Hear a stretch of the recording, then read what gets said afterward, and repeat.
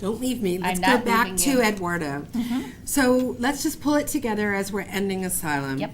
So if Eduardo is going to seek... Hector. Oh, we're talking about Hector. I'm sorry. I We were skipped doing the ahead. first one. Hector. Hector is going to apply for asylum. We talked about his particular social group might be a family that has suffered murders at the hands of a particular gang. We would try to identify which gang it is in the country of El Salvador. We might argue a different particular social group. We might argue it is young men who have no adult living in their household who's capable of protecting them, and that adult has been a witness to a killing. Yes. There is a lot of case law about witnesses or people who the gang believes will become witnesses. Those members could be a particular social group. You do not have to argue a single theory. You may argue, just like in civil pleadings, in the alternative. And what you're doing, as Claire wrote in her slide, you're not having a trial. You're laying out a legal theory and argument in your written materials, giving the asylum officer a basis for approving the case. What I'd like you to imagine as a lawyer is that you're going into a negotiation and you're presenting evidence, you're helping the young person tell their story. The asylum officer will conduct the interview. You will be there to listen and take notes. You're often given, not always, but often given an opportunity to supplement with additional questions. It's rare, so you should be prepared actually that you'll just be a presence that's sitting there. Although some officers, you could say, I really would like to have you explore further with the child and ask them to do that. You're sometimes allowed to make an oral statement summarizing, but what you're really doing in your advocacy is organizing the exhibits of evidence and your written legal letter brief. Now, I don't want you to picture an appellate brief to the Second Circuit or the Supreme Court.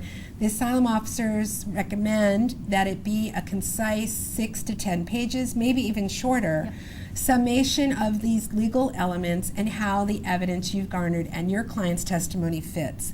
We have sample letter briefs, we have sample materials for you. One of the things we do in mentoring your pro bono is we're willing to go over your theory of the case, your legal strategy, your exhibits, and your strategy to prepare. And Claire is a pretty mean asylum officer when you need her to be. Totally. As are some of our cooperating mentor attorneys. Susan Henner in White Plains, for example, would be outstanding at being the tough asylum officer so that you and your client can practice before you go to that interview. And it's important to practice not just because we're scary, but because I'm the extra set of eyes who doesn't know your client as well as you do. So by this time, you've really developed a rapport with your client, you have a relationship, you know their story inside and out, but that extra set of eyes, that person who doesn't know their story as well and doesn't know the intricacies is very helpful for picking apart any kind of inconsistencies and any sort of gaps, anything that's vague that needs to be filled in. Now, one more thing. You are litigators. We do know that about you. If the asylum office does not grant this case, it is not over. It will be referred to the immigration court where you began the case, and then you will have a trial. The government will be represented by ICE counsel, that's Immigration and Customs Enforcement, and it is likely that trial, unless they expedite those cases too, will be within 6 months to a year after the initial asylum referral. There's no discovery in immigration court, but we do use the Freedom of Information Act to obtain the asylum officer's notes. When they do a referral, they do not give many details of why they did not approve the case. Quite frankly, more often than not, they don't approve the case simply because they know there's another opportunity for the immigration judge to decide it, and their supervisor may have said, I don't know how strong this case is, let's let the immigration judge decide. On the other hand, we have a high percentage of wins, and we know statistically that in New York, 75% of the children who are represented win their asylum cases at the interview stage. Right. Do you have to request a stay of the removal proceedings while you're having the adjudication at the asylum office?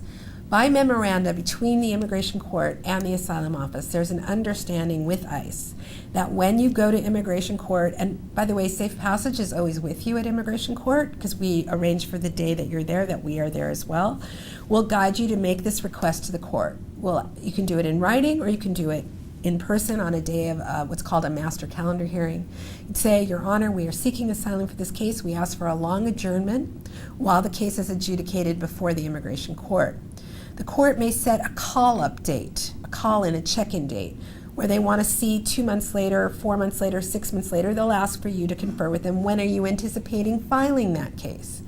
You'll then be able to give evidence in writing. Again, it doesn't have to be in person. You can do this in writing and show the court that you have indeed submitted the application. Then you can seek a further administrative continuance or closure while the case is ongoing.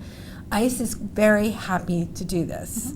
If you didn't file the case, however, you said we're going to file for asylum and you haven't, and you get to that call-in date, then you're going to need to go to the court and explain to court why you haven't yet filed. They will continue to give a continuance. Now, we're discovering that in some parts of the country, the judges are less receptive to the process than they are here in New York. And so I do want to say a caveat that if you're handling children's cases in Florida or in Chicago or in LA, we're going to want to get you special counsel there to advise you, or we'll help do that research for you. But the basic answer is, this is an agreement amongst the federal government agencies that the immigration court does not go forward while you're having your case heard at the asylum office. All right, again, it's not an advanced asylum training. That was a big overview. You should have more questions in your mind than answers, I hope. Let's look at scenario 2 as well. And both scenario 1, sorry. Both Hector and Eduardo are going to be relevant. So Eduardo, we called him scenario 1. He's 15, born in El Salvador. Father died when he was 5, raised by his mother, Alina. Alina has a live-in boyfriend named Fausto who's quite terrible. He hits the child regularly. He threw him against the wall once. He's addicted to drugs and alcohol. He's been increasingly violent. When Eduardo was about 8, he was hurled across the room. The mother did nothing but stood by watching this child abuse. And in fact, Alina has also been verbally abusive, calling her son good for nothing and hitting him with her hands or with objects. Finally, when Eduardo was 14, he decided he would come to America for a better life. His vision of a better life was to find his uncle, Reynaldo, who he knew was living here because of communication they'd had over the years. Eduardo's apprehended at the southern border. He's been released to Reynaldo. In both of these hypotheticals, I'm assuming that neither of those relatives has U.S. immigration status. And yet, we do release children to these sponsors. The very fact that they're not in status or they entered unlawfully does not bar them from being qualified guardians or qualified custodians.